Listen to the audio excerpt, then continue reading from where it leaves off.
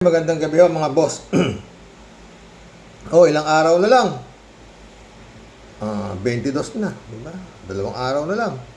Ha? At huhubaran na naman itong Sayad, no? Hindi huhubaran eh, talagang bukong-buko na eh. Kagaya nga ho ngayon, pinababalik na naman daw 375 million, no? Plus yung 75 million, ilan na? Halos 400 million na mahigit ang ipinabalik. Pakinggan natin si Attorney Egon Cayosa, no? Tungkol rito sa COA decision na ibalik ni Sayad itong mga perang nilustay nila, no? Ay Zoom ko yang si Attorney Domingo Egon Cayosa, isa pang constitutional law expert at past president ng Integrated Bar of the Philippines. Magandang hapon po, Attorney Cayo. Constitutional law expert, Integrated Bar of the Philippines, dating presidente. Alam nyo kasi mga friend, akala talaga nitong Duterte, mga Duterte na to, kaya nila lahat eh. Ang tingin nila siguro sa tao, na sobrang nilang talino, kaya nilang gaguhin ang Pilipinas. Ang tatalino ho ng hindi ho lulusot talaga eh, maliban na nga nung panahon ni Digong. Hindi ko maintindihan paano lumusot yung mga, antakin mo, nag-iimbestiga yung Parmali, sila Dick Gordon, binulabog ni Digong. Wala, talagang pinasok ni Digong. Minura pa si Gordon. Nag-iimbestiga si Gordon sa korupsyon, no? Ngayon, wala na hong Digong. Nandun sa dahig. Kaya, ewan ko anong mangyayari ngayon dito kay Sayad. Eto, tanong dito kung paano palulusot ito sa Senado. Dahil garapal ho, pag ito inakwit na mga senador doon,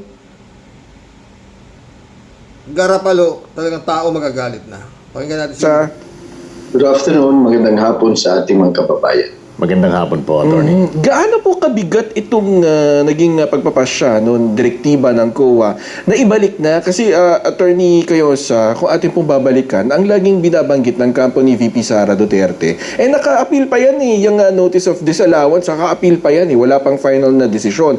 Ngayon na may desisyon na ang COA, ano po yung bigat na bitbit nito doon sa kinakaharap na impeachment complaint ni VP Sara Duterte? Well, matimbang ho yung desisyon ng COA at mabuti naman na nalaman natin na hindi naman totoo na wala pang desisyon, meron na po. So maganda na narinig natin mismo yung kinatawan ng COA. Kasi yung COA, yan yung constitutional agency na nagbabantay sa kaban ng bayan. So yan, may primary jurisdiction sila. Ang problema lang dito sa COA na to mga boss, bakit nung panahon?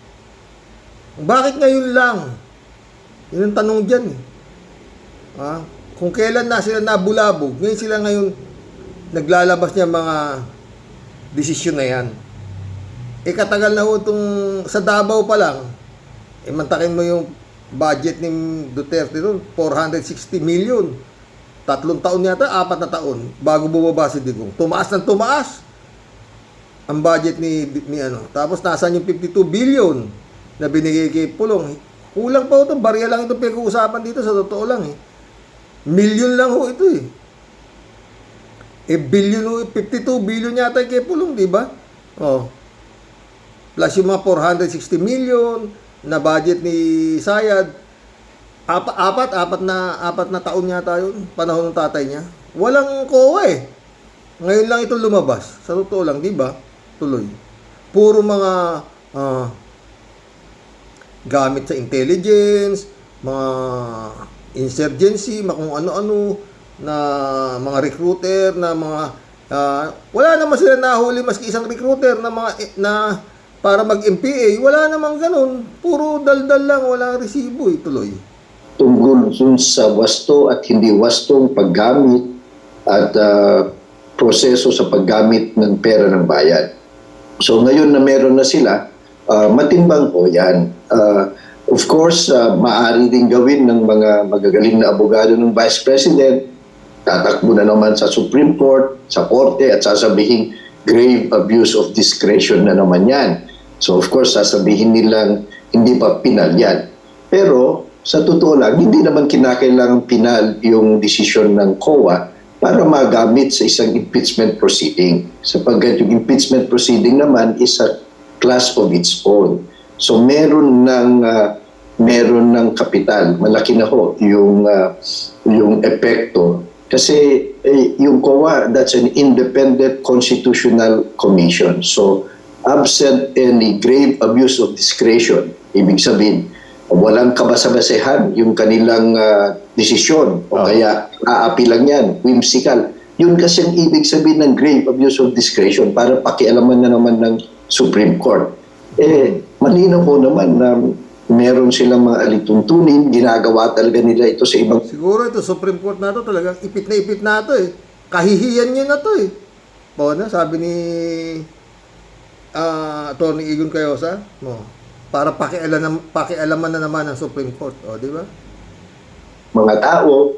So, malaking respeto, there is great weight dun sa desisyon ng COA as an independent constitutional commission. Aha. So, walang katwiran, Atty. Cayosa, na yung sinasabi ng company VP Sara na wala pa kaming kopya niya, pinipresentan nyo kaagad dyan sa hearing sa Kongreso. Well, hindi ko alam kung saan nanggagaling yun. Maaring factual, hindi bigyan sila. Ganoon lang kung kasimple yun. Hindi naman violation of due process na naman yan. So, hindi natin alam kung saan nila dineliver o saan nila minail. So, kung yun lang naman ang problema, edi kumuha sila. O kaya mas maganda, bigyan din sila ng COA. To be fair, di ba? Kasi pwede naman nilang questionin uli yan sa korte, pero sa ating paningin, medyo mahirap na kasi grave of discretion lang yan. Masyado mababaw. So, parang lumalabas dito, naghahanap ka lang ng iaalibay mo doon sa mga inilalabas na desisyon against kay VP Sara, di ba, Atty. Cayosa? Well, maaari siguro sa tingin ng kanyang mga abogado, meron silang basehan, pero of course, tama yung inyong paningin, mas magaling kayo dyan sa perception ng taong bayan, COA na ito eh. Di ba? Sila yung expert yan. Sila ang mas nakakaalam. Tapos tatakbo ka na naman sa Supreme Court. Baka makahalata na sila. O kaya, they can form perception na bakit iwas ka. Parang pag tumakbo naman Supreme Court to, tapos makikialam ng Supreme Court dito, para sabihin naman ng Supreme Court, mga bobo kayo sa COA. Hindi tama ginagawa nyo, ganun ba yun? Di ba? Baka makahalata na sila. Sabi nga ni Atty. Cayosa, di ba? Ang iwas. Kasi ang natural na reaksyon ng sino man at inaasahan ng nakakarami, kung meron kang matinong depensa o meron kang matinong mga ebidensya, sagutin mo lahat. Di ba? Huwag kang matakot. Huwag kang takbo ng takbo kung kani-kanino. Kung saan yung forum, sagutin mo doon. So, yun saan ang gagawin nila. At nabigyan naman na rin sila ng pagkakataon Diyan, di ba, sa desisyon ng COA, yung naunang desisyon nila, hain sila ng mga pleadings for it to be reconsidered, pinakinggan naman siguro ito, tinimbang ulit, at ngayon meron na silang final na desisyon. So, mabigat-bigat po yun na development. Baka naman ini-exercise ni VP Sara yung nasa Constitution na yung right to self-incrimination. Well, hindi ho ganun kasimple yung right against self-incrimination. As a matter of fact, kung yun ang gagamitin mo, talo ka dun sa perception Kasi di ba, kung yung sasabihin, hindi ako sasagot yan kasi kung sasagot ako, mapapahamak ko. Parang inaamin mo na merong hindi matinong sagot, di ba? So, Mismo, di ba?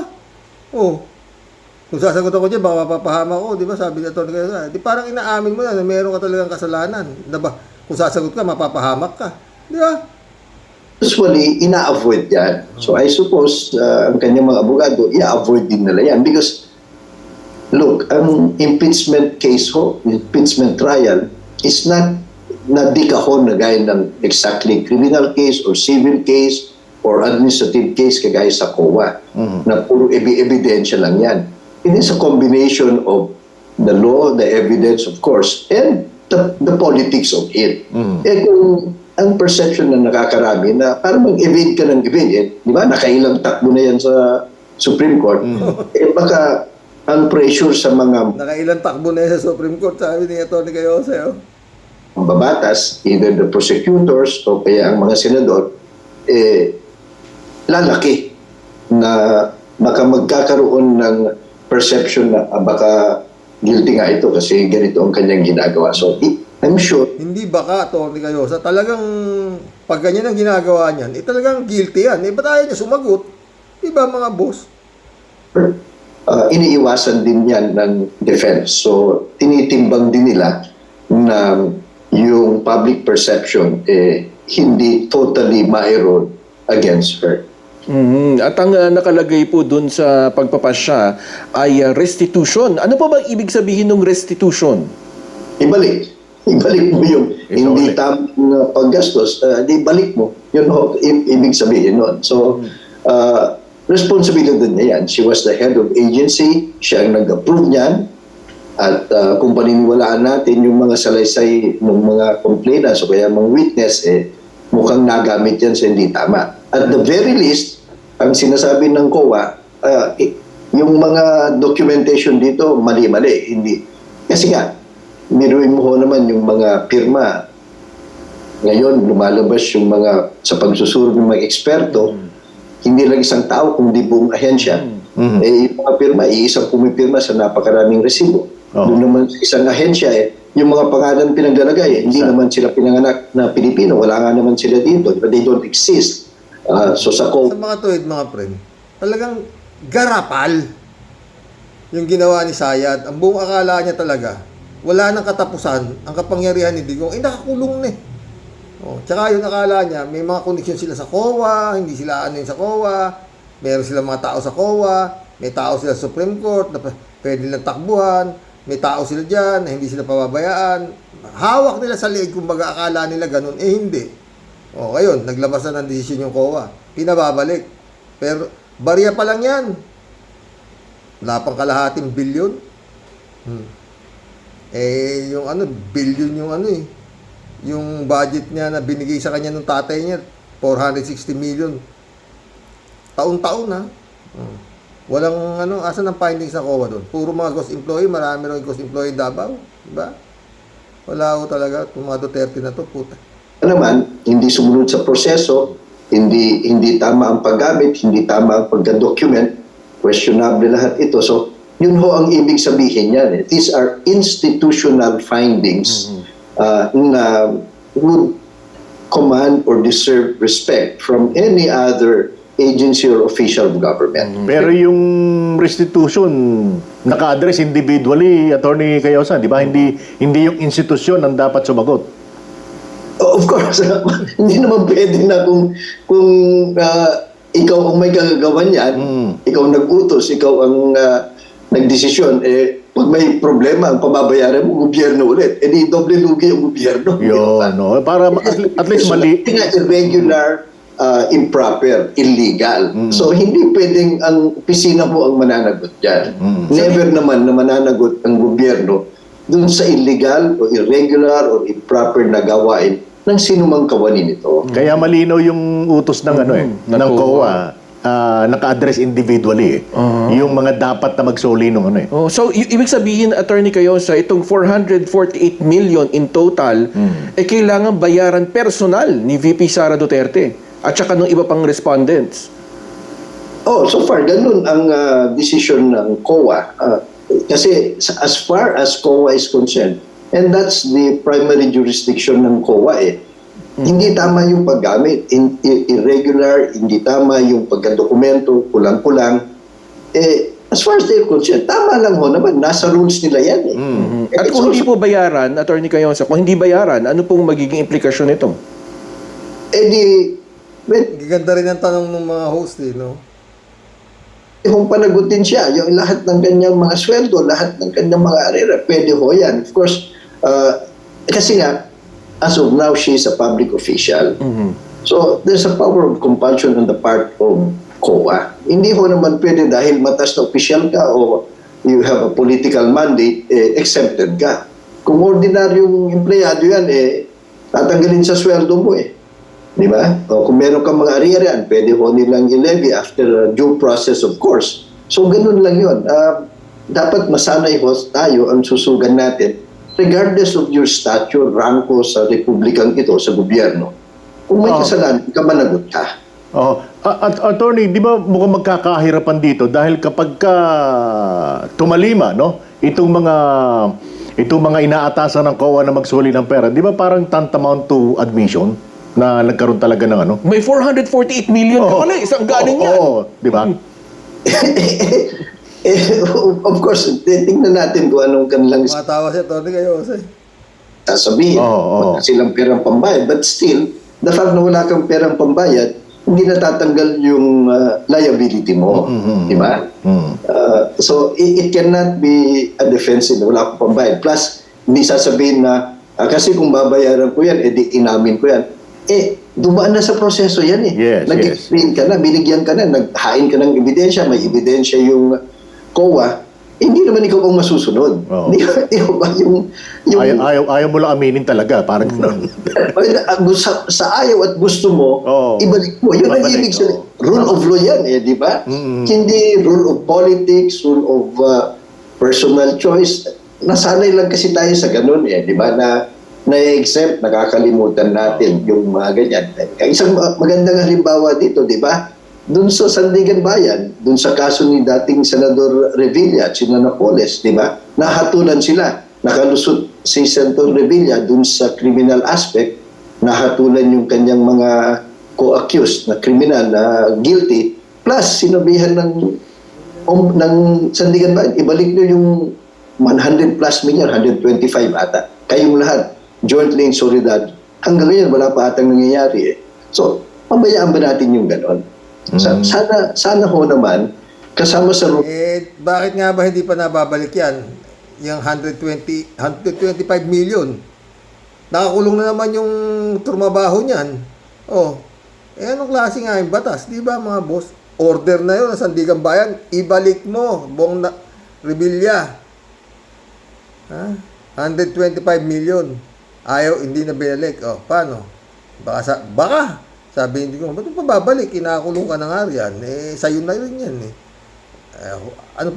anong ginagawa ko at ba't may babalik yan? Hindi na binalik.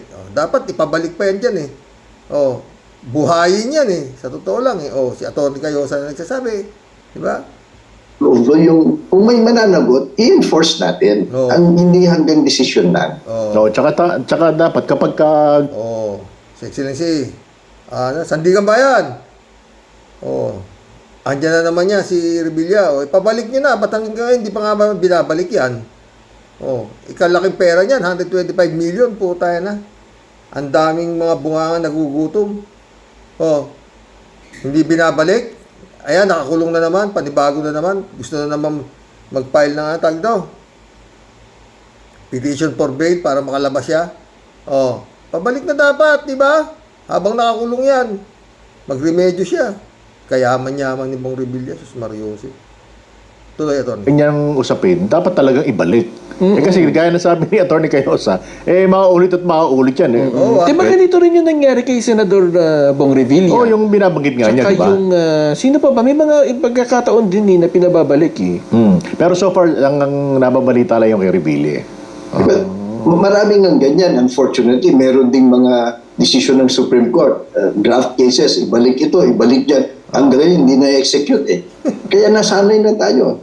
Sige, yung mga mas malalakas ang loob, mas matataas ang kanilang poder, lumalakas ang loob nila na ganyan pala ang ating justisya dito. So, that is a burden of our... Kaya siguro, Atty. Cayosa, kaya ito si Chis Escudero, si Marco Beta, si Revilla, si Villanueva, tsaka yung mga kakasuhan pa na maraming koneksyon, binabaliwala na lang lahat. Tuloy-tuloy lang yung kahayupan nila. Total, hindi naman nananagot, di ba?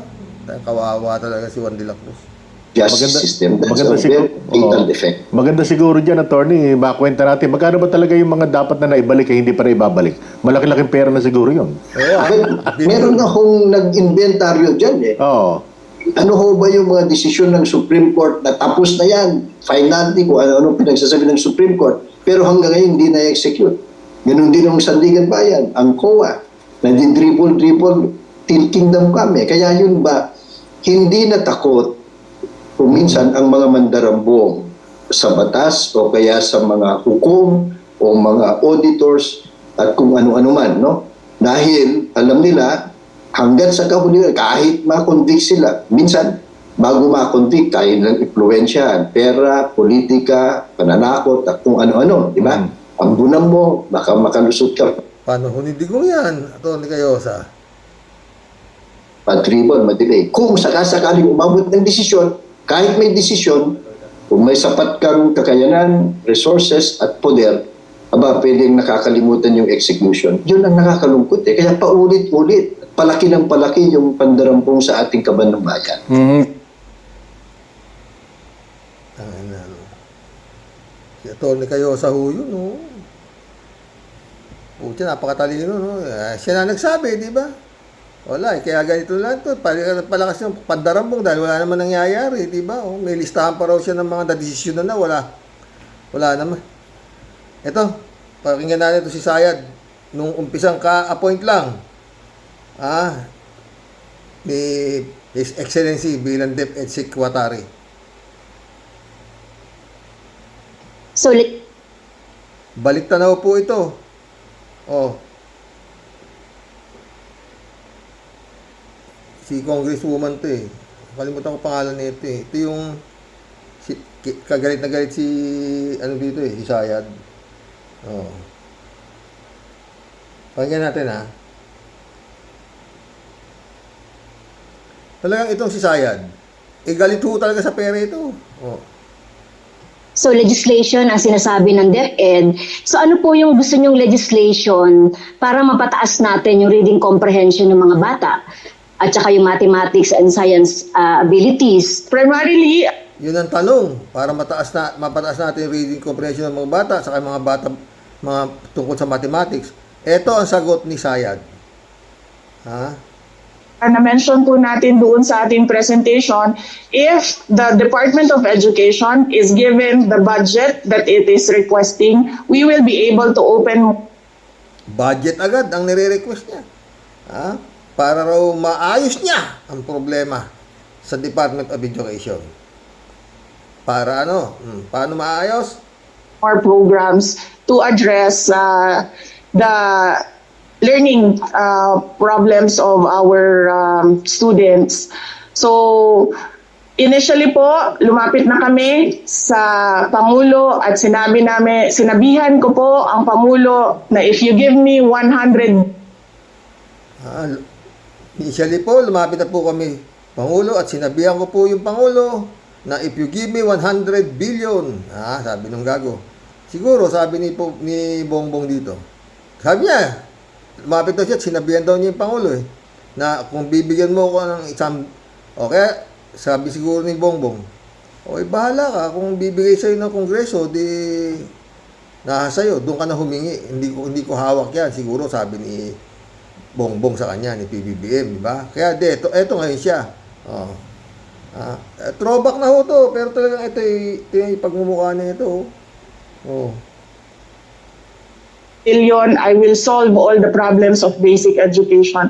And that is what I want to reiterate as well to Congress and the House of Representatives. If you give us, the people here sitting in front of you, 100 billion, we will be able to solve the problem in 6 years. Thank you. I have to hide. They're Putang ina. 100 billion ang hinihingi. Ang putang ina. Alam niyo ba kung gaano kalaki yung budget na hinihingi ito si Sayad? 100 billion divided by 6 years. Yun po yun. Bali ang hinihinging budget nito na may sayad talaga sa utak ng hayop na ito 16 billion 600 million 16.6 billion a year ang hinihingi ng hayop. Putang ina. Ngayon lang, wala pa 1 billion to pinag-uusapan dito pinasosoli sa kanya ang hinihingi niya 16.6 billion a year. Yung 100 billion ang hinihingi niya for 6 years. Gaano kabaliw? Gaano kagahaman? Hinihingi niya na agad ransom eh. Budget pa lang ng DepEd yun, mga friend, ha. Paano pa yung confidential fund? Paano pa yung sweldo niya bilang Vice President? Ang hinihingi lang niya 100 billion para solvin daw niya lahat ng problema ng DepEd sa loob ng 6 na taon. Paano pa yung department, yung Office of the Vice President? Iba pa yun. Diba? Puta, ganun ho yan kabaliw. Sa kwarta. Di ba, mga friend? Wala naman sinasabi kung hindi mga ginamit nila yung confidential fund sa intelligence, kung ano-anong kahindutan na para maiwasan ang pagre-recruit, mga recruiter ng MPA na kung ano-ano. Wala namang nahuli maski isang recruiter sa laki-laki ng budget na hinihingi nila para sa sinasabing intelligence fund na kung ano-ano kagaguhan. Wala naman silang nahuhuli, wala naman silang naibibigay na accomplishment na, ito, ang pagkagastusan namin na sa 100 milyon. Ito, nahuli namin itong mga ulol na to na nagre-recruit ng mga estudyante sa elementary at saka high school na para mag-NPA. Insurgency, ito, may binibigay daw nilang reward sa mga nag-tipster daw nila na gano'n. Wala resibo, wala ring accomplishment. Diba? Pero ito pa ulit-ulit, mga boss. Pag ito sa klase nito, no, na sinusuot nitong problema, ha? Ito laman ang tuktok niya eh. Ito parati niya sinasabi, pang saywar. Ito yung gago. Totoo lang, hindi naman ang budget ang punteriya ninyo dahil napakadali naman magtanggal ng budget. What you are trying to do is make a case for impeachment. So, Yan yung sabi niya. Hindi naman yung budget napakadaling magtanggal na budget. Kaya ako minsan sumasagot siya, di ba? Sa Kongreso na, I forgo the budget. Bahala kayo kung ayaw niyo ko bigyan ng budget. Ganun salita niya eh. Ayaw niya sumagot pag siya tinatanong sa mga ninakaw na nawawalang mga pera.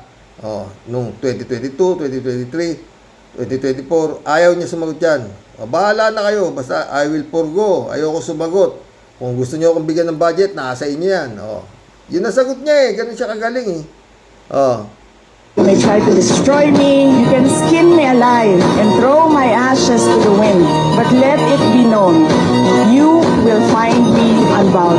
I will not allow myself to be subjected to an inquiry based on an empty privilege speech, just so you can attack me and do indirectly what you failed to do directly during the budget hearings. Shukran. Syukran. Yun ang sinasabi niya. Pag kine-question mo siya, babaliktad niya na yung mesa.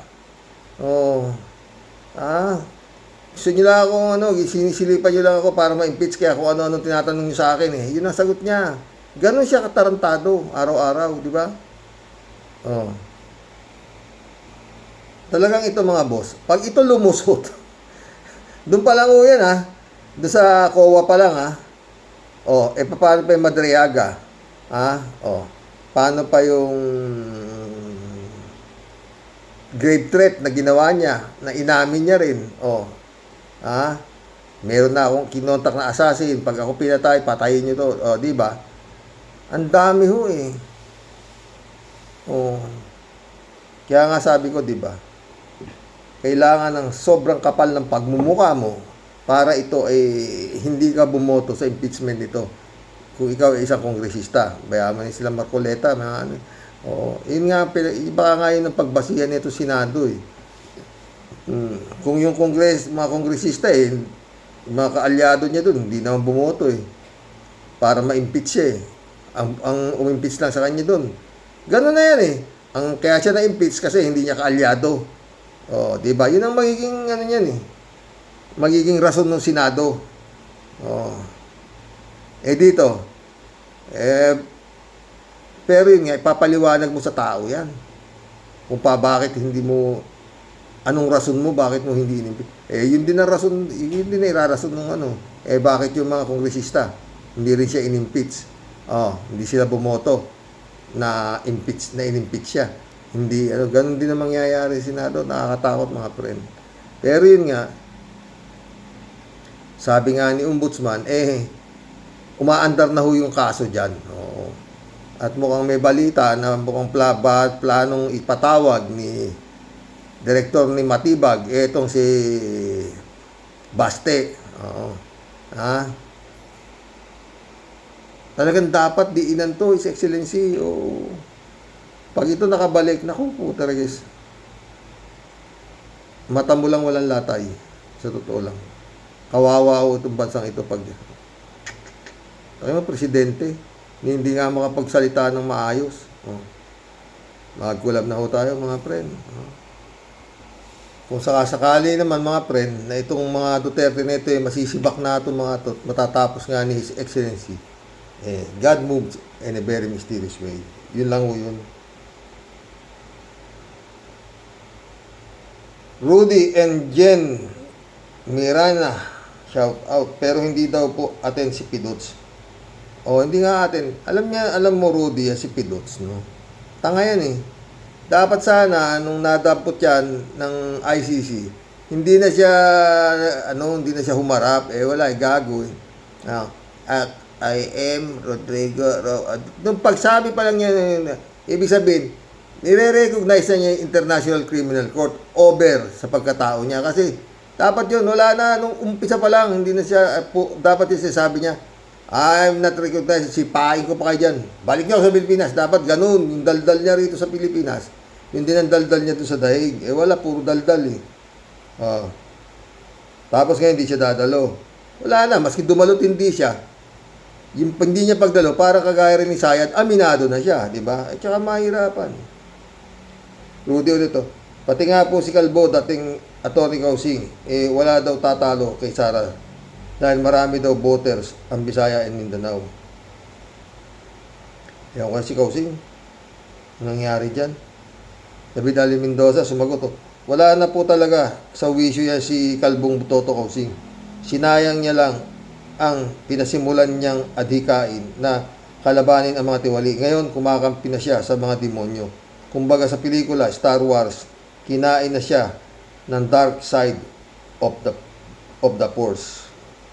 Noon, sumagot din si Rudy, dati akong supporter dahil ipinagtatanggol ko si Percy Lapid.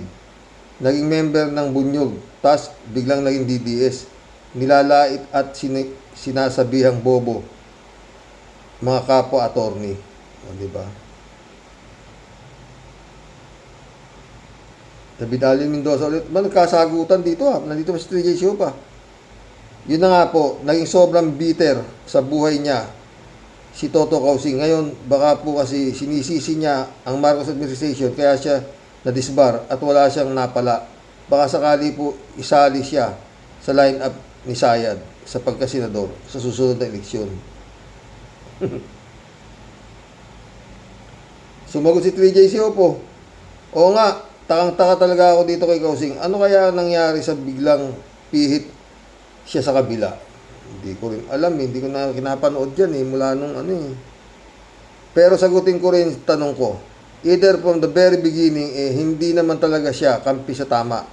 Siya ay nagpanggap lamang nakakampi ng kabutihan, pero sa puso niya, sa kasamaan. Number 2, tinakot siya ng gusto at may kapalit ang pagpihit niya sa kasamaan. Number 3, napagtanto niya na yung laban nating mga Pilipino is a long shot. Di niya kayang maghintay na makalaya tayo sa kamay ng mga kampo ng kadiliman. At mas minabuti na lang niyang sumali sa kasamaan. Yan ang aking POV, point of view. Pwede rin. Lahat yan pwede. Shirley J. Sir, shout out. Hindi namin yan palalampasin, Attorney Enzo. April 22, ano Karos? Bloodbath yan. At nandyan si CN3 at Ombudsman Rimulya. 3J Shop, sumagot na. Si Minute naman ang naghamon ng bloodbath Wala naman iba. Blockbuster. Sana kung aate si Minute. Siguro panay ang pukpok nga ng gabel ni Congressman Cristo. Silensyo. Time out. Break time muna. Tiyak manggagalaiti at sa galit itong si Minute. Ready na ang wheelchair. Baka kailanganin ni Minute. Sigurado. Arte. Puro arte na naman yung mga walang yang. Good evening po, Sir Rox. No skipping ads. Shout out Mary Lebron ha. David Allen Mendoza ulit to. Good evening po, Karox. Mukhang makasaysayan ng petsang April 22. Desisyon ng ICC kay Digong nyo sa appeals chamber ni Sayad at si Sayad naman ang pagpresenta niyang mga ebidensya ng Kongreso laban sa kanya. Tignan natin kung iikot ang tumbong ni Sayad, ha? Michelle Edwin Mike, shout out my friend, ha? Rodelia Alpiloro. Hello po, Sir Rox. Talagang kasumpa-sumpa talaga ang ginawa ng mga Duterteings. Sagad sa kasamaan nila. Kaya dapat na talagang alisin na ang mga pinakamasamang nilalang sa pamilyang Digong nyo. Masahol pa sila kay Barabas. Talagang mala-impyerno talaga ang ginawa nila sa taong bayan. At sa mga DILG ni John Vic at si Boying, huwag silang puro salita bago magdadakdak. Una, nahuli na nila ang mga pugante. Layo nila kay General Torre. Lord, ilaw na po. Ikaw na po ang bahala.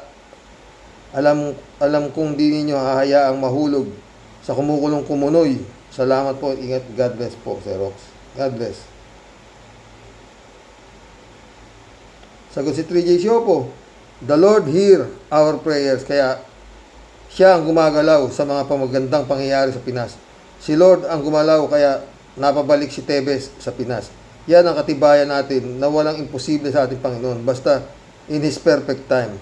Si Lord din ang gumagalaw kaya nahuli si Gibbs at si Gongdi. Akalain ba ni Gongdi na madadala siya sa dahig? Hari siya ng Pinas pero kay Lord walang imposible. Itong si Saltico, yan ang tinatawag na God's providence. Ibig sabihin, si Lord ang may control ng lahat. Mangyayari ang dapat mangyari sa kanyang perfect time. Totoo yan. EJ Hope. Kalat ni Baya, shout out. Pastor John Lagon, my friend. Shout out. Good evening, Kasani. God bless your family. God bless Kalat niya. Librado Ludovico, shout out. Blessed morning, Karox and to all warriors. D-Said, shout out. Puso mo, Sir Rox. Shirley Estera, shout out. Shiminet, Pusit, Itok-Itok, meron pang Milky, si Kuya. Panlin lang talaga. Si Chucky, di pa diretsuhin sabihin Milky ni Kuya. Milky ni Kuya niya. Ay, Diyos ko po, Sir Rox. Kinakayang-kaya ng mga Penta Farm. Bobohin ang buong Pinas. Yun nga, kala niya, bobo ang daming matatalino. Ayan sila to ni Igor Cayosa, Nilo Fernandez, shout out. Sa panahon ni Duterte, dinaanan ng dilubyo ang Pilipinas. Anli ang kanilang pagnanakaw, kasabwat ang mga sindikatong inchik. Hindi lang, marami pa sa gobyerno talaga. Wala nga makapalag,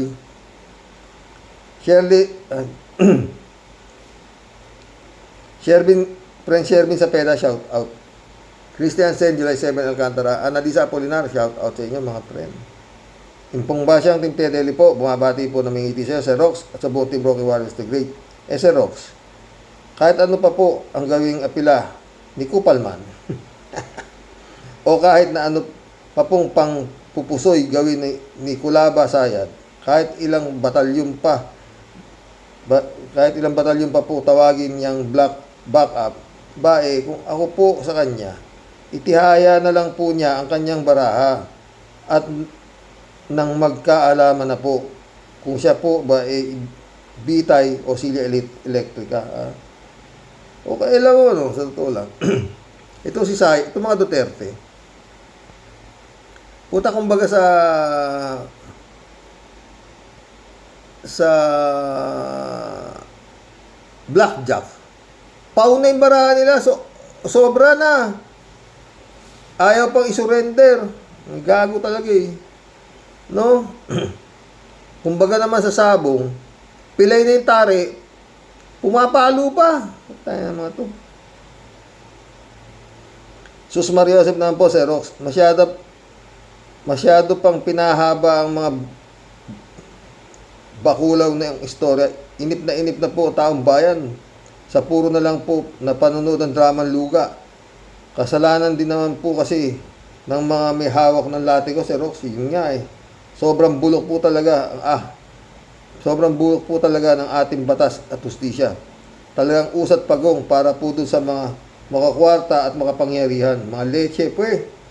Paano pa po bang ebidensya ang dapat makita po ng taong bayan para maisungal-ngal po dito sa mga chinatong at mga makapangyarihang Supreme Court.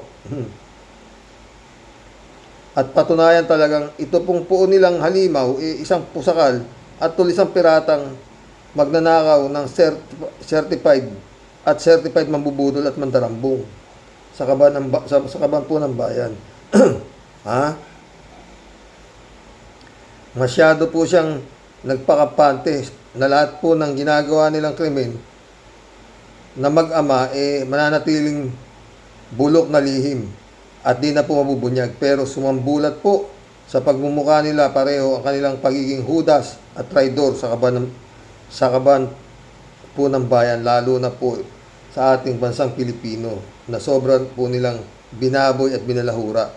Matatahimik lang po ang buong mundo na nag-iintay lang po na makita po silang parehong mag-amang satanas na masintensyahan po ng habang buhay na maikulong po sa kulungan. Yun lang po, Sir Rox, ang dapat maging tuldok at ending ng teleseryeng Kasuka-Suka na matagal na po dapat naibaon sa kasaysayan ng mga malulupit na luga. Kaya sana susunod na hearing po, Sir Rox, dito po natin malaman talaga kung ang mga John Lloyd po ng Cavite dapat po mga nagtutulog na lang po sa bahay o makitambay na lang po sa mga sunog baga na kakamot lang po sa kanilang mga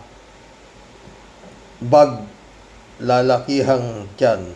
Naku, ewan ko nga sa inyo, mga leche, mga bisit po kinan. Ikaw naman, tawa ka ng tawa sa umpisa, bandang huli, galit ka na naman. Ha? Corazon Torres, shout out. Kore ka dyan, sir. Ibang klase ang mga Duterte. Mga Duterte na yan. Makakarma din mga yan. Karma na yan. 3J Shop, sabi ni Gong D, come on, ICC, arrest me. Tagal naman. Ayan, pinagbigyan. Ginagago niya lahat Kala niya, demonyo nga hype niya. Corazon ulit. NBI please po, gumalaw na po kayo. Huliin po yung pulong baste, Sara na yan. Ay, nako, please. Para matahimik na sila sa kulungan. God is with us. Naway, ang mahal na Diyos na ang gumalaw. Tama ka dyan, Corazon Torres. Jojo, good AM told. Blessed Monday sa lahat ng subscriber. Tutol ko yan, Jojo. Ha? 3J Show. Sa Rox, ang mga Marcos, veterano ng politisyan. Alam na alam nila ang mga pasikot-sikot sa politika. At marunong mga yan, bumasa ng mga karakter ng mga politiko. Kaya sila nakikibagay o nakikiayon lang minsan-minsan kasi may mga pagkakataon na di makukuha sa santong dasalan ang mga buhaya. Timing is everything sa politics. Yung tatay siguro niya. Pero ito, 3J Show po si Rox. Ini-imagine ko si Harry Roque kapag siya na-deport sa Pinas o nasundo ni John D. Ano kaya magiging reaksyon niya? Alam kong matapang pa rin siya at magtatapang-tapangan sa media pero mas nakakahiya na ma-deport siya at malamang sa alamang na ma-deport yan this year. May awa si Lord. Sana nga, pero ako sa itsura ni Harry Roque, mukhang may alas na hawak ang puta. Anak ng demonyo eh. No? PJ Show ulit oh. Si Rox, sa April 22 din pala malalaman natin ang didiretso sa trial yung kaso ni Gong Di. Yun nga, sa bagay, ng pag-appear naman ni Sentry sa Congress, impeachment hearing. I can't wait for Sentry kasi pasabog talaga yung kanyang testimony. Hindi naman, dati na yun, yung mga bank accounts. Ano sa palagay mo, Sir Rox? Anong hula mo sa laman ng bank account ni Shiminit? Ako hula ko trilyon, combined sa lahat ng mga iba't ibang bangko. Your guess is as good as mine. Sa totoo lang. Ayaw talaga ni Shiminit umapir sa Congress kasi nga, magsuswear ka kung magsasabi ka ng totoo at pagsisinungaling ka perjury case ang kakalabasan mo. Gigil na gigil siya kay Madriaga at lalong manggigigil ito kapag narinig si Sentry. Dito natin makikita yung gaano katatag ang mga DDS na congressman. Men like Pablo Marcolecta. Tsak, nagbigay na ng kodigo si Rodante Marcolecta sa kanyang anak na si Paulo para barahin si Sentry sa Congress. Laya. PJ Show ulit oh.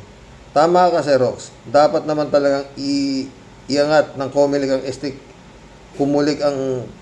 kumulik ang standard ng ating kandidato sa 2023. Anong klase kandidato? For BP, Kimo, may gulay. For President, Baste. For President sa 3034. Ano ba talaga ang kasalanan ng sambayan ng Pilipino at ganito ang mga gawa ng kadiliman? Wala talagang simbaho na ng imburnal ang klase ng mga politiko ng Pinas. Kung hindi magtitino ang mga Pilipino, malamang sa alamang nakawawa talaga ang bayang sinilangan. Totoo yan, pre. Marilo Pabianak, shout out ha. Happy Monday po sa ating lahat. Dami pala sabay-sabay nating aabangan ang mga korupsyon ng mag-ama. Talagang naging pasakit sila sa bayan. God bless us always. God bless Marilo Pabian. Ha? Eddie Luna, shout out my friend. Ha? Magandang gabi po mga boss. Mission accomplished. Hanggang bukas po muli. Disperas ng 22. Kaya nasasayad. 100 billion. Hindi ko makawala sa isip ko yun. 16 billion, 16.6 billion a year ang hinihinging budget ng Timawa. God bless mga friend.